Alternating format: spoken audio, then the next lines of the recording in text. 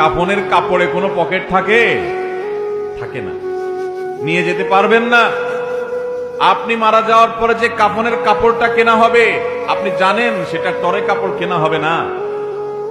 আপনি কি জানেন সেটা কোনো দামি কাপড় কেনা হবে না? কাপড়ের মধ্যে সবচেয়ে সস্তা কাপড় দিয়ে আপনাকে কাফন দেওয়া হবে। কারণ যাদের জন্য এই সুদের কারবার করে টাকার পাহাড় গড়েছেন, সেই সন্তানরাই বলবে, এবং তাদের বলাটা অযৌক্তিক না, যে এখানে দামি কাপড় দিয়ে লাভ কি, মাটির সাথে মিশে যাবে, নষ্ট হয়ে যাবে, কে দেখবে?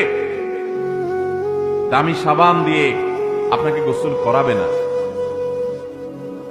এই দুনিয়া থেকে কিছু নিয়ে যেতে পারবেন না, সব রেখে যেতে হবে।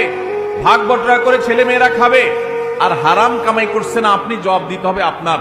আপনার চেয়ে বড় নির্বোধ কে আছে যে কামাই করবেন, চুরি করবেন যাদের জন্য, তারা কেউ আপনার চুরির দায় নিবে না। আপনার শাস্তি আপনাকে ভোগ করতে হবে, তারপর আপনি অপরাধ করছেন।